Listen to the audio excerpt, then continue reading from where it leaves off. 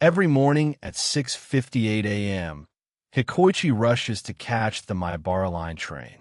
He's desperate to secure his usual spot before someone else takes it. He finally makes it and finds the girl he likes sitting right there.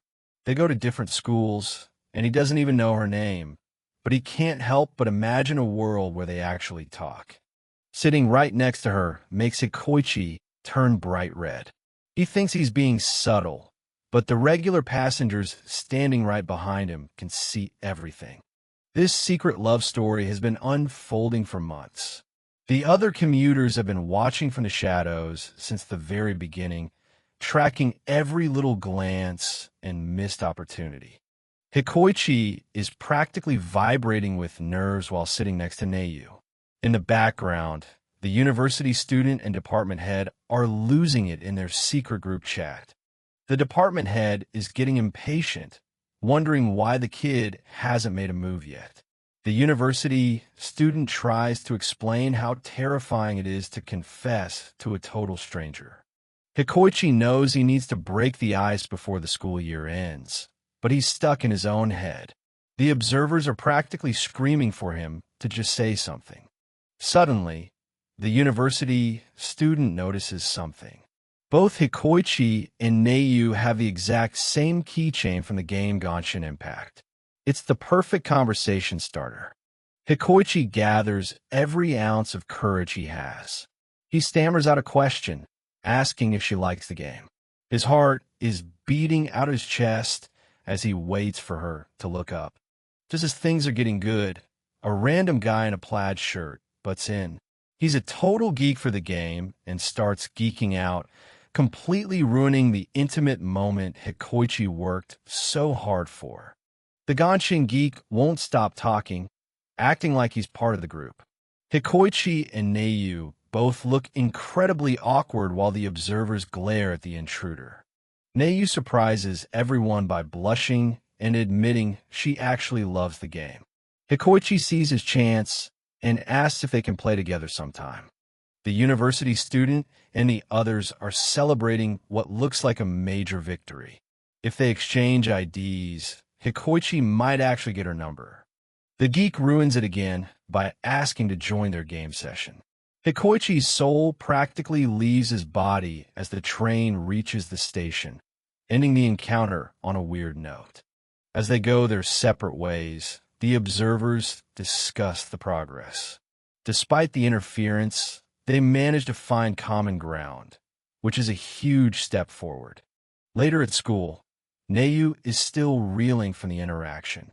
Her cheeks are bright red as she thinks about Hikoichi asking to play a game with her. The next morning, Hikoichi is shocked to see Neiyu sitting in the same spot for the third day in a row. He starts overthinking if this was a conscious choice or just luck. He tries to convince himself his luck isn't that good, while Neiyu stays buried in her book. He's desperate to know if she has feelings for him too. The regular passengers are back on duty, watching the couple with intense focus. The department head is so excited his blood pressure is probably hitting record highs. The university student starts playing devil's advocate, wondering if they've completely misinterpreted Neiyu's feelings. He suggests she might just be acting out of habit. He points out that sometimes people are just being nice, and it doesn't mean anything deeper. The thought of a one-sided misunderstanding is enough to ruin everyone's mood. The department head is traumatized by the idea that their ship might not be real. The office lady snaps at them to stop being so pessimistic so early in the morning. The office lady argues that misunderstandings are exactly what make romance fun. She wants to believe that Neiyu is sitting there on purpose, hoping Hikoichi will notice her. Hikoichi is stuck in his own internal drama, comparing himself to the cool guys at school. He wonders if he's just another face on the train to her. He decides to stop being so negative and look for a sign. Right then, the university student spots something interesting in the reflection of the train window. Neiyu is holding a note tucked inside her book. It's partially hidden, but it seems to have a direct message on it. Hikoichi sees the words clearly. I like you too. His heart stops as he stares at what looks like a confession meant specifically for him. The observers are having a collective meltdown. They can't believe they're witnessing a direct confirmation of Neiyu's feelings right in front of them. Hikoichi is about to lose it, but then he realizes the truth. It's not a note. It's the title of the romance novel she's reading. He almost made a massive fool of himself. The book is apparently a hit, telling a story about two students who fall in love on their morning commute. Neiyu is so engrossed in it she doesn't even notice her friend calling out to her. Hikoichi remembers when he first started noticing her, thinking she was way out of his league. Little does he know, she's actually reading that book because she relates to it. Neiyu hides her face in the novel, wondering if Hikoichi even thinks about her at all. The observers are back to square one, frustrated by the lack of clear signals. That night, Hikoichi is struggling through a mountain of English homework. He's determined to finish it so he doesn't miss his usual train the next morning. He makes the train, but he's absolutely exhausted from the all-nighter. The observers watch as he starts to drift off right next to Neiyu. Hikoichi is out cold, his head bobbing as he sleeps. Neiyu is wide-eyed and blushing furiously, completely unsure of what to do. He suddenly jerks awake and realizes he was leaning on her shoulder. He's mortified, apologizing over and over while Neiyu tries to keep her cool. The observers are in awe of the cuteness, but the department head is also sharing his own sad stories of falling asleep on the train and ending up at the end of the line. Hikoichi vows to stay awake, but the rocking of the train is like a lullaby. He's fighting a losing battle against sleep while the observers watch him start to slump again. He snaps awake just as the train announces the next stop. He's relieved he didn't fall on her this time, but he knows he needs a better strategy. He decides to lean his head against the window instead. The observers are furious at his gentlemanly move, wanting more romantic contact between the two.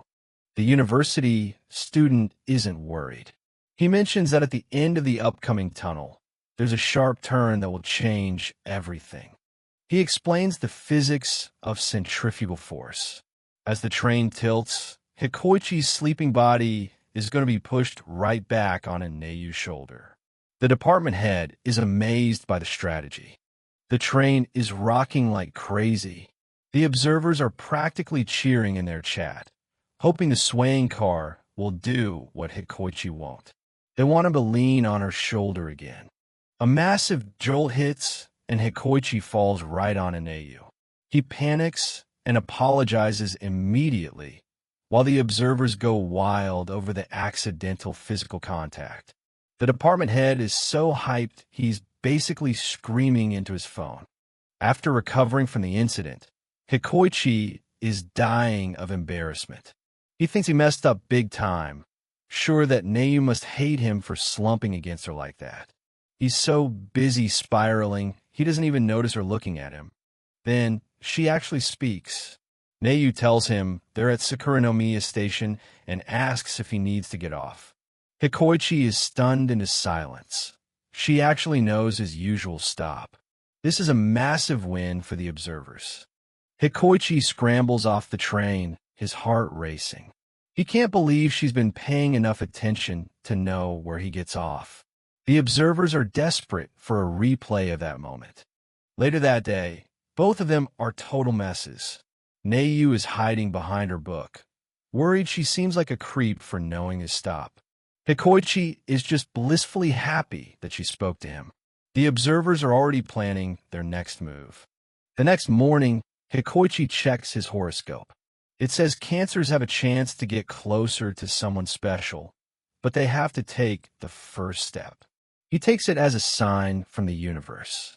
He spots Neiyu on the train and tries to stay cool. He's determined to thank her for yesterday without making it weird.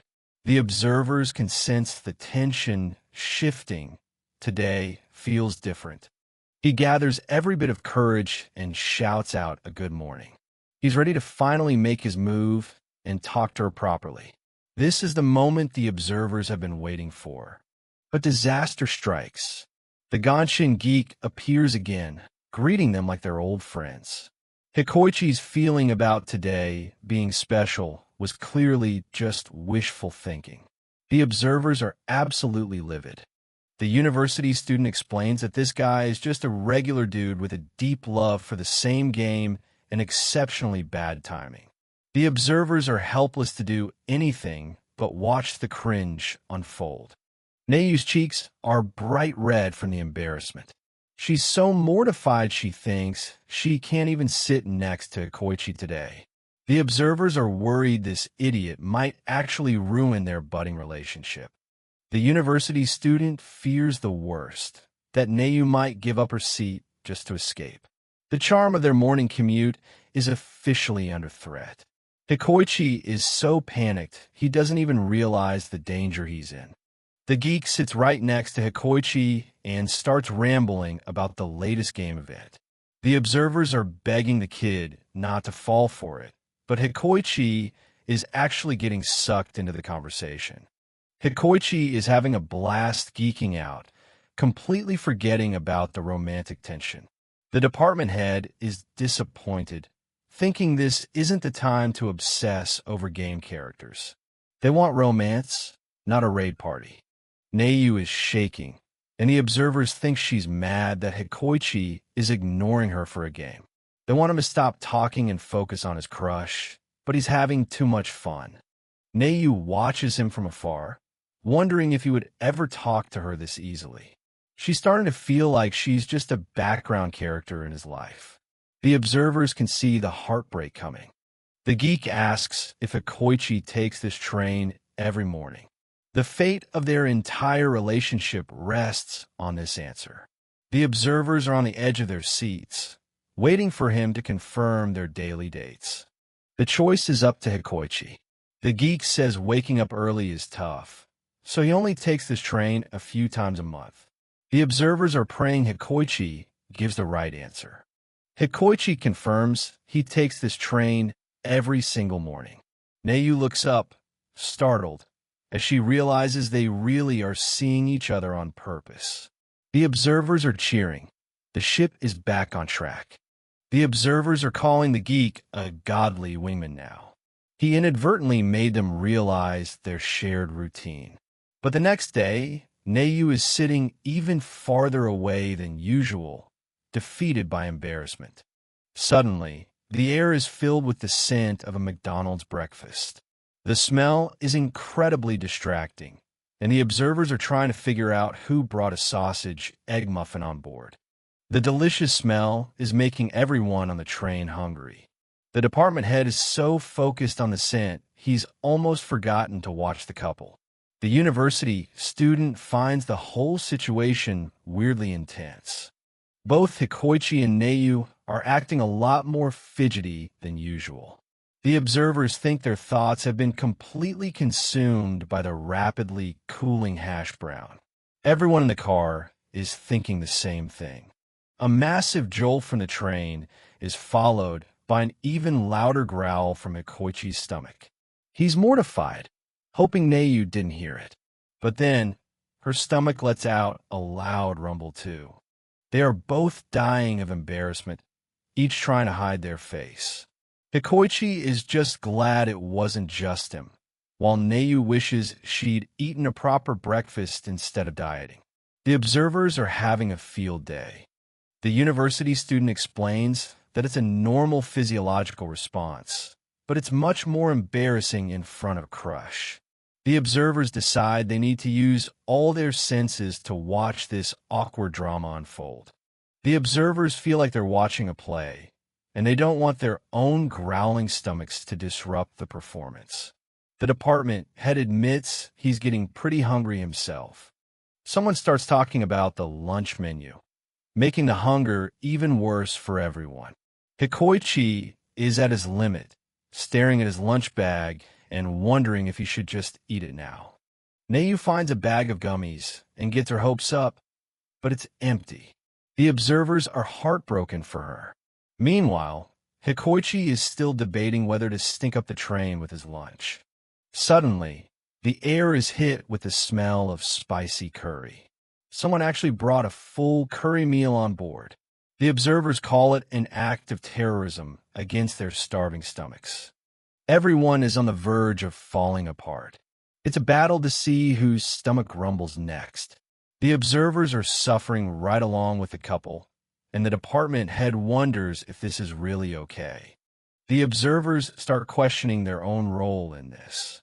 They aren't just an audience. They're adults watching children suffer. The department head thinks they need to do something to help these poor kids. The department head decides to reach out and offer Hikoichi his own McDonald's breakfast sandwich. He wants to see them blushing like lovers, not suffering from hunger. The university student thinks he's gotten a bit carried away. The office lady is horrified, sure the kids won't accept food from a strange old man. The observers start arguing over whose fault the whole hungry situation is. The curry smell is still dominating the car. Hikoichi's stomach growls again, even louder this time. He tries to cover it up by drinking tea, but everyone can hear it. He's completely humiliated, but the observers think it's the curry's fault. Hikoichi sees Neiyu smiling at the absurdity of it all. He realizes that everyone is the same when they're hungry. He's just glad his rumbling stomach could bring a smile to her face. At Heimshiro Station, Hikoichi helps an old lady with her bag and gives up his seat. Neiyu watches him from the side, clearly impressed by his kindness. The observers are giving a play-by-play of the action. Neiyu has a soft smile on her face as she thinks about how nice Hikoichi is. He's happy just to see her smiling, even if he's standing while she's sitting. The observers are melting at the sweetness. The train departs, and Hikoichi finds himself standing right next to her. He tries to sneak a peek at her in the window reflection, but he almost gets caught. The observers are watching his every move. The department head and office lady are narrating the reflection like it's a championship game. They have to maintain perfect poker faces so they don't get spotted by the couple. The tension is palpable. Neiyu is also looking at the reflection, noticing how much taller and broader Hikoichi is than her. She's seeing him in a new light, and the observers are loving every second of this quiet moment. The department head and office lady are obsessing over the window reflection, trying so hard to keep a poker face it's actually starting to look a bit creepy. The university student thinks they're completely missing the big picture by focusing on the small stuff. The university student notes that until now, the couple has been missing the forest for the trees. But today, it's as if a mirror has been placed right in front of them. He predicts that today is the day they finally realize they both like each other. The department head is struggling to maintain his composure, wishing someone would switch places with him so he can get a better view. The office lady is also on edge, her thumbs flying across her phone screen as she types out her excitement. Hikoichi is hyper-aware of Neiyu standing right next to him. He thinks about how they usually sit together, but standing this close feels completely different and incredibly intense. He wonders if this is what people mean when they say they're spellbound. Their eyes meet in the reflection. Both Hikoichi and Neiyu are instantly frozen in place. Then they both look away in a panic. The observers are practically screaming internally at the near miss of a romantic breakthrough. Hikoichi is certain Neiyu was looking at him too, and his heart is hammering against his ribs. Meanwhile, the department head feels something crawling up his back, but he desperately tries to convince himself it's just his imagination. It's definitely not his imagination. A massive praying mantis is perched right on the department head's back. The university student and office lady are paralyzed with fear, while the department head is begging them to tell him what kind of dangerous creature it is. They tell him not to move until the creature jumps off, but the department head is absolutely terrified. The university student, on the other hand, is actually impressed by the magnificent bug, while the office lady just wants it gone as soon as possible.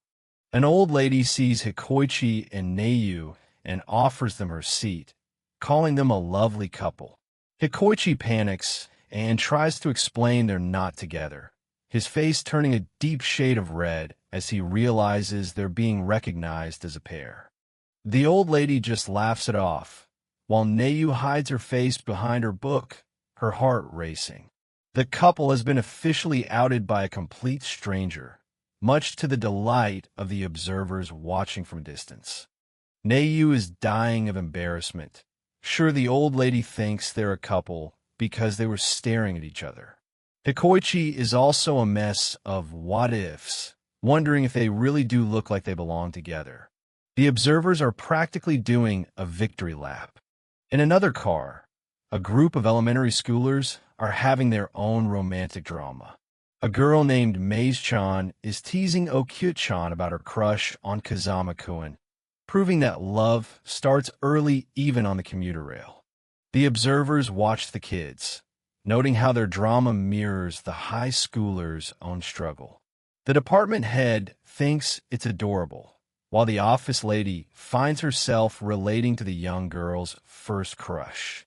It's a universal story.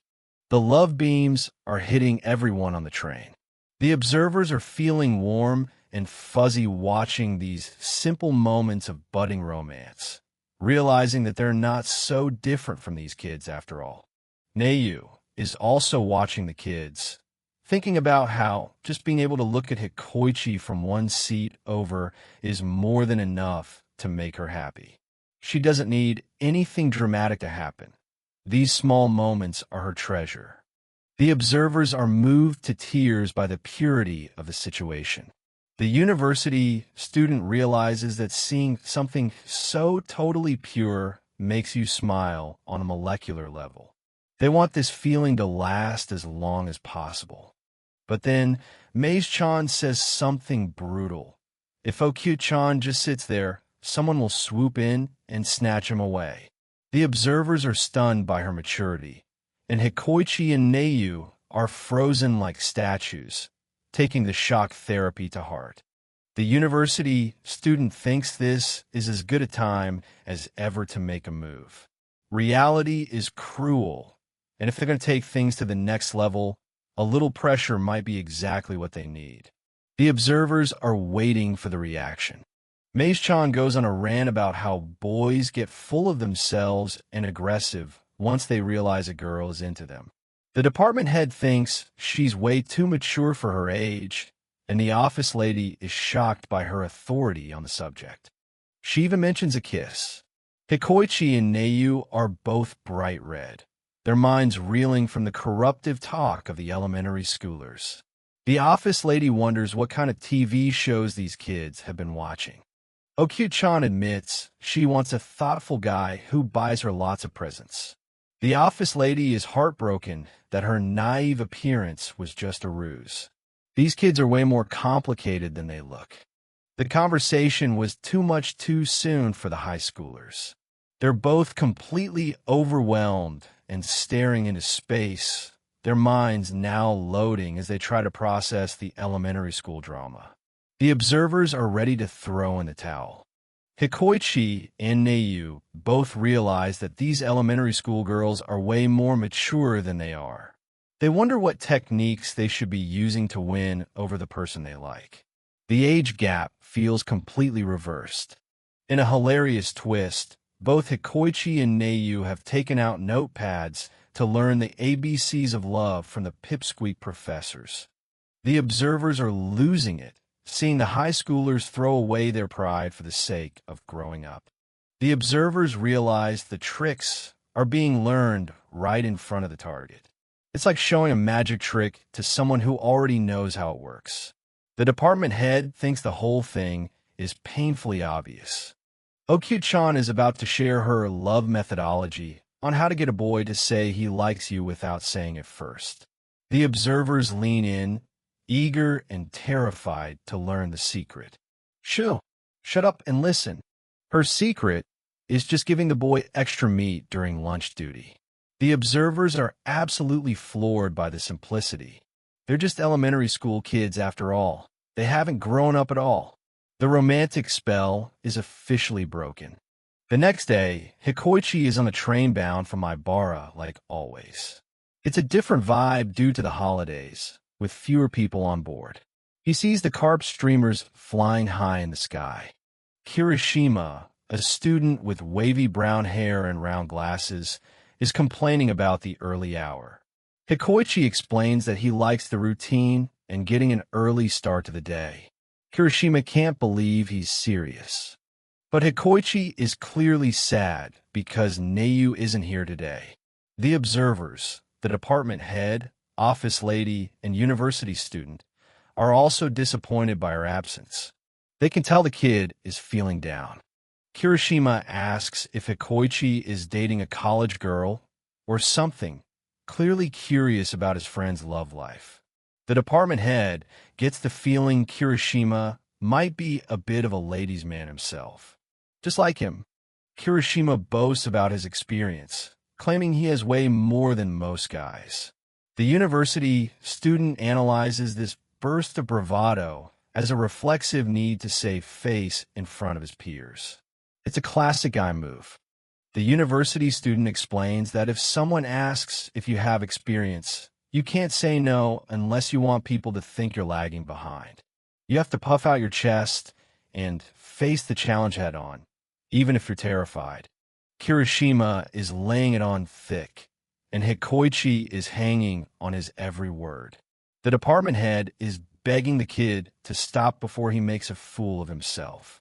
Kirishima asks Hikoichi for any hidden gem date spots. Kirishima suggests the aquarium or a fancy dinner with wine. The office lady is cringing, realizing he has no idea what he's talking about.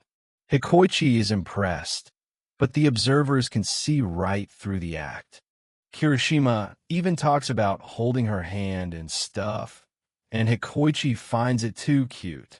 The department head is dying of secondhand embarrassment, seeing his friend by the whole story hook, line, and sinker. Kirishima finally breaks character, realizing that Hikoichi didn't buy any of it. He asks how long Hikoichi planned on continuing the charade.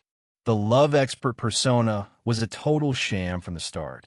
Kirishima admits he only blurted it all out because it bothered him so much that he lost to an elementary school kid. He finally admits there's a girl he sort of likes, but he's a total pathetic loser when it comes to love. Kirishima explains how he gradually started seeking her out, wondering about her name and if she has a boyfriend. He's just as clueless as Hikoichi, and he's been spending every day thinking about her. He asks Hikoichi for help on how to get a girl who is basically a complete stranger. The observers are melting at the honesty. He has no idea what to do, which is why he was hoping Hikoichi could help him.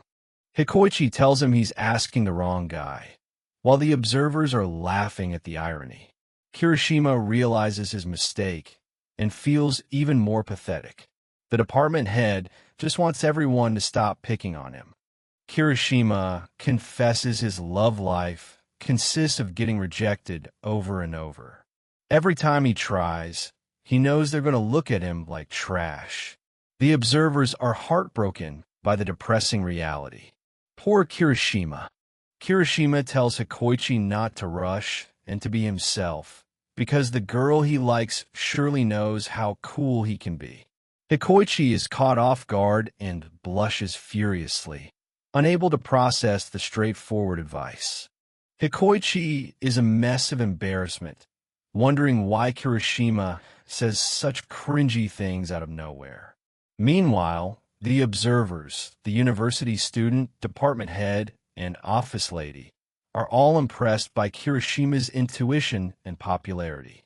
Kirishima suggests that the girl might show up tomorrow and admits he has no interest in messing with anyone's love life this early in the morning.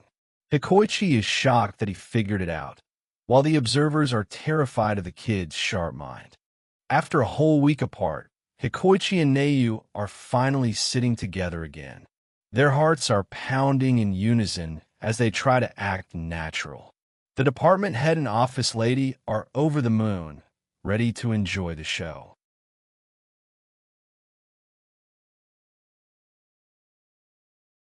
The announcement for Heimshiro Station rings out.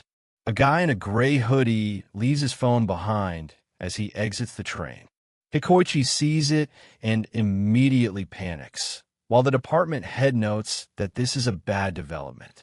Hikoichi chases the guy down and returns the phone just in time. The observers are proud of his kindness, but Hikoichi is left standing outside as the doors close. He's managed to do a good deed, but he's lost his seat next to Neiyu. The train pulls away, leaving a bewildered Hikoichi on the platform. The observers are devastated by the tragedy of the situation, while Hikoichi is already planning his comeback for tomorrow morning.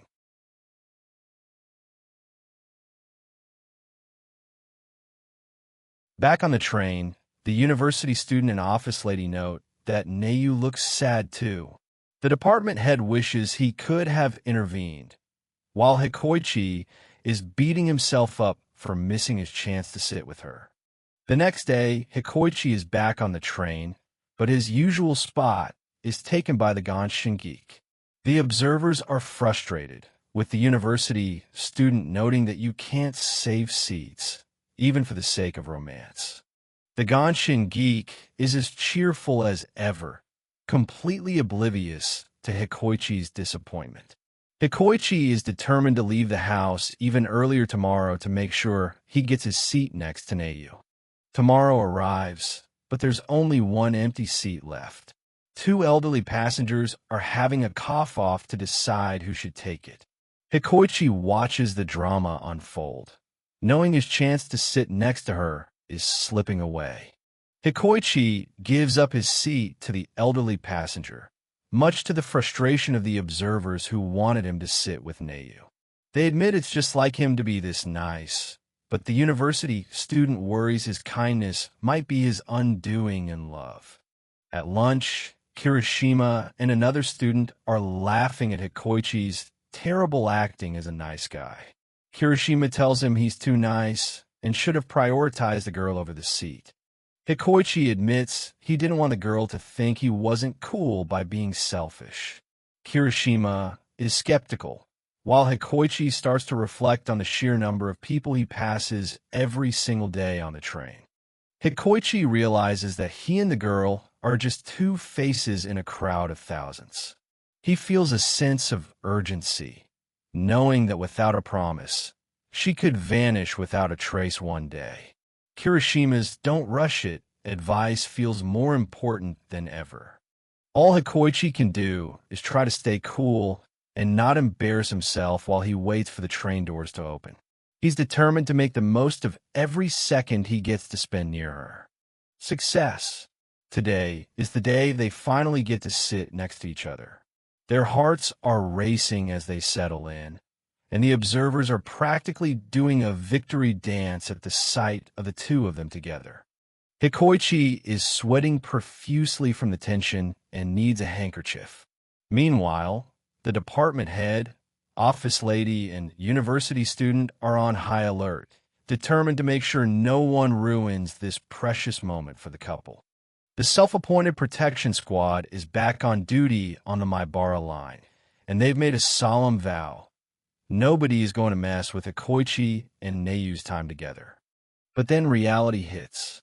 They're just regular commuters, so they start wondering how exactly they're supposed to take out anyone in the middle of a morning train. Meanwhile, Hikoichi and Neiyu are sitting right next to each other, but they're so nervous their hearts are basically pounding in sync. Neither of them can even function. The squad watches intently, knowing that if Hikoichi so much as said her name, they'd probably both short-circuit. Suddenly, chaos strikes when a guy drops his phone and starts scattering his stuff everywhere right next to the couple. The squad panics. If Hikoichi stops to help, he loses his spot, So they all dive in to clear the floor like it's a high-stakes rescue mission. Just as they finish, a group of elderly men enters the car, eyeing the open seats near the couple.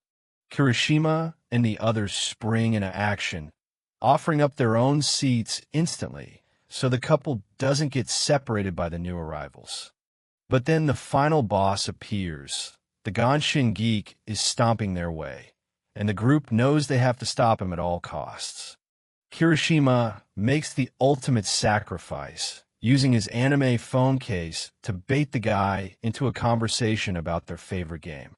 It works perfectly. The geek is distracted, and the squad lets out a collective sigh of relief as they approach the next station. But the journey is over for now. Neiyu gets up to leave, and Hikoichi suddenly realizes she left her student handbook behind on the seat. He doesn't hesitate for a second. He grabs the book and shouts for her to wait. Everyone on the train is glued to the window, watching breathlessly as he catches up to her on the platform. He hands over the handbook, and for a second, the world just stops. They're both blushing so hard they could light up the entire station. The train is literally pulling away, so he has to pull a movie move and jump back through the closing doors just in time. The squad is absolutely losing it. Thanks to that handbook incident, they know for sure the two finally learned each other's names. And they're right. In their own heads, they're both just repeating Hikoichi and Neiyu like it's the most important secret in the world. Looking back, the squad remembers how they first started noticing this kid constantly glancing at the girl before the group chat even existed. They even recall a time someone tried to chat Neiyu up, and they were ready to throw hands before realizing it was just an exchange of notes. Fast forward to the next morning. They aren't sitting together today, and Hikoichi is kicking himself for not saying more when he returned her ID. Later that night, the squad meets up at a bar to celebrate the big progress with a few rounds. The department head is practically screaming with joy. He can't believe Hikoichi finally made a move and learned her name. At the same time, Hikoichi is with his school friends, explaining that the whole name reveal was actually just a lucky accident. He's sitting there with his face in his hands, telling his buddies that just knowing her name makes him ridiculously happy. Back at the bar, the department head is crying into his beer, claiming he's fallen in love with the couple's romance all over again. Hikoichi's friends bring up the next logical step, searching for her on social media to find out more. He looks away, totally busted. He admits he already tried searching, but she's nowhere to be found. They start talking about all the classic school moves, like writing your crush's name on an eraser so they'll like you back. Hikoichi has a literal meltdown when his friend tries to snatch his bag, terrified they'll find something embarrassing inside. Kirishima tells him he's being way too sensitive. If he wants her info, he should just be a man and ask her himself. That night, Hikoichi is still staring at his phone, hoping for a search result that isn't coming. It turns out Neiyu is doing the exact same thing at home, feeling guilty for snooping but unable to stop herself. They're both tossing and turning, completely overwhelmed by the fact that they finally know each other. Back on the train the next day, they're sitting in silence again, but their names are echoing in their hearts. This reminds them of a few days ago when a sudden rainstorm left everyone at the station completely soaked. Seeing Neiyu shivering, Hikoichi summoned all his courage and offered her his towel. She took it, and the sheer proximity had both their hearts pounding so loud it's a wonder the whole train didn't hear it. The squad was watching from the sidelines, literally blessing the rain for giving Hikoichi such a golden opportunity. But then they started panicking, worried Hikoichi would tell her she doesn't even have to return it and miss his chance. Neiyu, though, was touched. She realized Hikoichi had been looking out for her this whole time, even remembering the small things.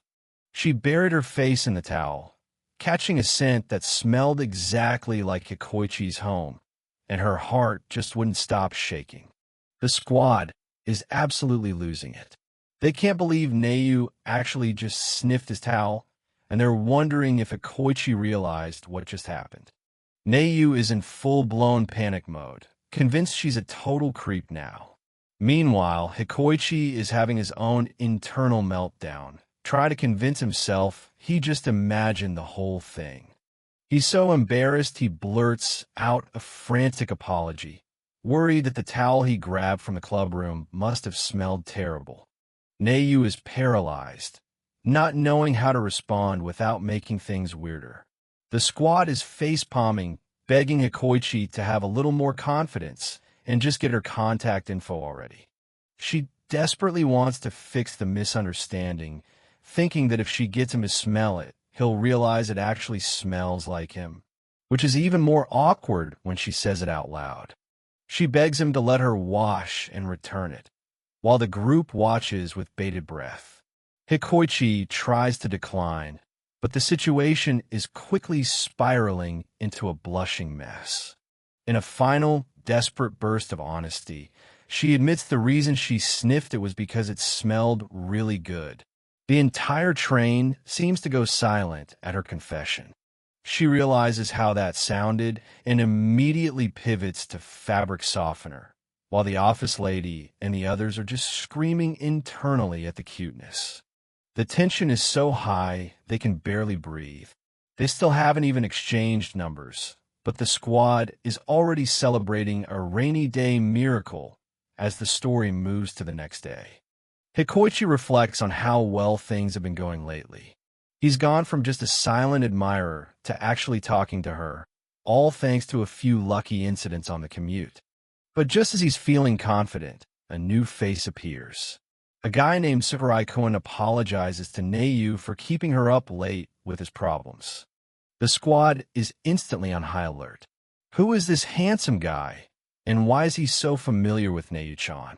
Hikoichi looks like he's just seen a ghost.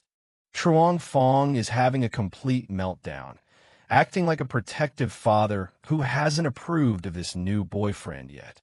They eventually calm down enough to realize Sakurai-kun is just a classmate. He's actually head over heels for his girlfriend, who happens to be Neu's friend.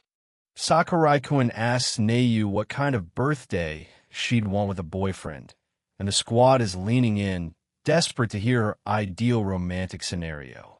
She's flustered, pointing out that she doesn't even have a boyfriend, but the group is already imagining her perfect date right behind her. She finally admits she'd just want to have them all to herself for the day. No big flashy events, just time spent together. The squad is shocked by how passionate she is. Meanwhile, Hikoichi is taking notes like a madman, treating her words like the ultimate guide to her heart. She starts talking about going to arcades and winning cuddly toys together, and the group is practically cheering at the screen. Hikoichi is scribbling away, but he's also noticing how Sakurai-kun calls her Neu without any honorifics. It's a level of closeness he's still dreaming of. He starts daydreaming about what it would be like if they went to the same school or were in the same class. They'd already know everything about each other. He wouldn't have to struggle to find things to talk about or worry about when to say hi. They just belong in the same space every single day. He realizes he's getting carried away. He's just a guy who sees her on a train, and the road ahead of them is still incredibly long. Suddenly, a loud slap breaks his trance. Kirishima is right there, telling him to stop being so impatient. He knows the journey is just beginning. The season changes, and with it comes a new hurdle. Neu shows up in her summer uniform, and the squad is dazzled by how refreshing she looks. The group is enjoying the view, but they're worried that the heat and the change in pace might be a bit too much for our boy to handle. Hikoichi is trying to stay cool, but he hasn't looked at her once. The group wonders if he's still bothered by what happened the other day, or if he's just intimidated. Then, a sound echoes through the carriage. It's a loud, unmistakable gurgle coming from Hikoichi's stomach. A true morning crisis has arrived. The office lady and Kirishima realize he's in serious pain. It seems he chugged a few too many fizzy drinks to cope with the heat, and now he's paying the price. He's desperately trying to hold on until the next station, even if it means embarrassing himself in front of the girl he likes. The squad is genuinely concerned for him. The summer air conditioning is blasting, making his stomach situation even worse. He's hugging himself to stay warm, looking like he's fighting for his life. Truong Fong is feeling the same struggle, while the others tell him to at least suffer quietly. They can't believe the two of them are going through this at the same time. Nayu notices he's shaking and wishes she had a jacket to lend him. She thinks about his arms and how different they are from hers, getting completely lost in her own thoughts. The train keeps moving in and out of tunnels, and Hikoichi's expression keeps switching between calm and absolute agony every time the light changes. He finally reaches his limit. He picks up his bag, ready to make a dash for it at the next stop, even if it means leaving Nayu behind. The next stop is Asatsu, a tiny station with a very limited restroom. The squad realizes both Hikoichi and Truong Fong are heading for the same destination. The office lady tries to stop the manager, realizing it's going to be an awkward showdown if they both end up at the toilets at the same time. But the manager is beyond listening. He's convinced himself that adults should be role models, but when it comes to a bathroom emergency, all bets are off. He claims they're just two men facing off, and age doesn't matter when it comes to the bottom line. Kirishima is just done with his excuses. As the doors open, it's every man for himself.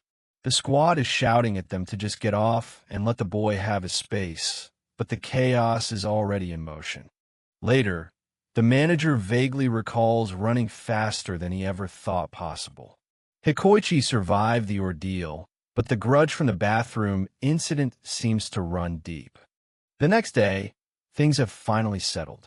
Nayu is with her friend Himari, who is enthusiastically recommending a new lip gloss that'll make any guy fall head over heels instantly. Nayu is in a state of high alert. She actually went through with it and put on the magical lip gloss her friend recommended, hoping for a breakthrough. On the morning train, she's determined to secure her usual spot. She rushes to sit next to Hikoichi, even though her heart is pounding out of her chest. Hikoichi is staring, but not for the reason she hopes. To his absolute horror, there's a stray grain of rice stuck right on her face. He's completely paralyzed. He wants to look at her beautiful lips, but that one tiny grain of rice is all he can see. The protection squad is watching the disaster unfold. The group is divided on what he should do. If he tells her, it might be embarrassing, but if he doesn't, she'll go to school looking like that.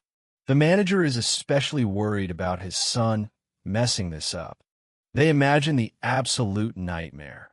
A group of popular girls spotting it first and teasing her mercilessly. To them, having something like that pointed out is a total disaster. Hikoichi knows Kirishima would just handle it smoothly, but he's not Kirishima. He's desperately rummaging through his bag for some way to fix it without touching her. In a moment of pure panic, he actually considers using a rubber band to snipe the rice off her face. The squad is screaming for him to abort that insane plan immediately. Instead, he goes for a daring sacrifice play. He sticks a grain of rice on his own cheek, hoping she'll see it and realize she has won too. The squad is impressed by his desperate ingenuity. Nayu is completely confused by his strange behavior. She notices him looking over and thinks the lip gloss is finally working its magic. She's convinced he's captivated by her lips. Meanwhile, Hikoichi is at his breaking point, pointing frantically at his own mouth to get the message across. Nayu finally realizes the truth and is instantly mortified. Her heart is racing, but not in the romantic way she expected. The squad is wincing at the sheer second-hand embarrassment. She touches her cheek and finds the culprit, dying of shame. She tries to explain that she's not usually a messy eater, but the damage to her dignity is already done. Hikoichi tries to reassure her, but then he spots something else. Her shirt label is sticking out, too. It's an unavoidable streak of bad luck for the poor girl. Neiyu is absolutely devastated that Hikoichi keeps seeing her in these awkward moments. 2 days in a row of total embarrassment has left her completely shaken. Her energetic friend Himari, a girl with blonde hair tied in 2 high buns, appears and starts teasing her about how coincidental it is that they're always together. Himari suggests that since Hikoichi has been so helpful, Neiyu should thank him properly. The squad is excited to see a wingman finally entering the fray. Neiyu starts overthinking the whole thing. Cookies? A letter? She's worried that anything she does will just come across as weird or too much. Himari pushes her harder, telling her that being shy is no excuse.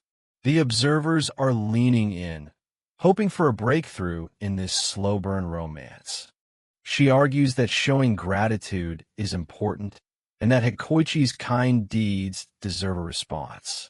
Neiyu is starting to feel the pressure to finally act. Himari drops a truth bomb. If Neiyu plays her cards right, Hikoichi won't stand a chance. The squad is absolutely floored by her direct approach. The group realizes that Himari isn't just a friend. She's a fellow guardian who's been watching the love story unfold from the inside this whole time. She's officially crowned the leader of the Neiyu X Hikoichi extremist faction by the impressed observers. She's way more proactive than they ever were. Himari is already making concrete plans for a weekend shopping trip to pick out the perfect thank you gift. She's not giving Neiyu any room to back down. She starts calling herself Cupid, feeling incredibly proud of her strategic matchmaking. Neiyu is still processing the fact that she's actually going through with this. Himari is in full charitable goddess mode, convinced that her talent for romance is overflowing. She's determined to bring these two together at any cost. The plan to impress Hikoichi with a thank you gift is officially in motion. The squad is practically cheering for their new ally. Back on the train, Himari casually mentions Hikoichi's name, catching Neiyu completely off guard. She knows way more than she was letting on. Neiyu is horrified that she's been so obvious about her feelings. The manager is terrified by the intensity of the extremist friends tactics. As exam season hits, both students are buried in their books. Even on the train, they're trying to squeeze in some last-minute studying. Hikoichi is secretly happy, imagining for a moment that they go to the same school and are studying together for the same finals. The squad notes that sitting side by side like this is like a scene from a classic unrequited love story. But they also know it's incredibly distracting. Sakurai-kun points out that concentration is nearly impossible in this situation. Hikoichi is definitely struggling to keep his mind on his vocabulary cards. He's thrilled to discover they use the exact same textbooks for world history. It makes him feel even closer to her, despite the distance between their schools. Hikoichi is completely losing the battle for focus. He's paying way more attention to Neiyu's every move than to his own study materials. The observers notice a mirroring effect, as they both perform the same actions at the same time. They're intimately connected in their shared struggle. Hikoichi tries to clear his mind and uses headphones to block out the distractions. He's determined to reach a new level of focus for his exams. But then, a faint scent reaches him. It's her shampoo. All his carefully built concentration vanishes in an instant, replaced by a frantic internal scream. On the other side, Neiyu isn't studying much either. She's pretending to look at her book, but she's actually checking her reflection in a tiny mirror. Both of them are failing spectacularly to get any work done. They're using colored check sheets to hide the fact that they're just blushing and staring. Hikoichi is giving it his absolute best, purely because Neiyu is right there next to him. He's determined to make her proud, even if she doesn't know it. But then, the light catches their study sheets, creating a blinding light that nearly wipes out the poor squad members watching from the sidelines. It's a literal shining moment for the pair. The morning train pulls into Sakuramiya Station, and a heavy gloom settles over the observers. After the blinding light of their shared study session, Neiyu is left slumped over her bags, completely drained of energy. As Hikoichi prepares to get off at a stop, he turns back to Neiyu and delivers a sudden, bold encouragement. Let's both do our best studying for these exams. It's a direct strike to Neiyu's heart. Hikoichi bolts off the train as soon as the doors open, his own heart pounding. He can't believe he actually said it out loud. The protection squad is stunned by a sudden display of manliness. Neiyu is left behind, clutching her world history textbook and hiding her burning face. She's absolutely shaken, calling him a dummy for making her heart skip a beat right before he left. The next morning, the horoscope for Cancer is incredibly promising. You're suddenly getting close to someone next to you. The observers are convinced that Lady Luck is finally on Hikoichi's side. Hikoichi is determined to keep the momentum going. He decides that a simple good morning every single day is the best way to move forward. He's psyching himself up as the train approaches Heimshiro Station. He spots Neiyu on the platform and prepares his greeting. Taking that first small step takes an immense amount of courage, and he can feel his heart chunking in his chest. Just as he's about to speak, Old Man Ganshin, the Ganshin geek, suddenly appears with a loud, cheerful greeting of his own. The observers groan. They've seen this scene of bad timing far too many times. The squad discusses the Ganshin geek's legendary bad timing. He doesn't mean any harm, but he's so focused on his games that he completely disrupts the romantic atmosphere Koichi was trying to build. But then, another person with really bad timing appears, Sakurai-kun. He's deep in conversation with Neiyu, and the observers realize he's getting advice for his girlfriend's upcoming birthday. The observers are torn between two simultaneous conversations. Should they listen to Hikoichi and Ganshin Geek talking about game events, or Neiyu and Sakurai-kun talking about birthdays? It's a chaotic morning on the Maibara line. Ganshin Geek is rambling about falling in love with a limited-time event, while Sakurai-kun tells Neiyu how glad he is they met on the train. The signals are getting completely crossed for everyone involved. Sakurai-kun tells Neiyu that seeing her eat has made him not know himself anymore. The office lady and university student are horrified, thinking for a split second that he might be trying to steal Neiyu away. It turns out to be a ridiculous argument about mushrooms versus bamboo shoot snacks. The squad is relieved but exhausted by Sakurai-kun's dramatic flair for being an absolute idiot. The observers realize that Sakurai-kun just puts a lot of effort into being extra.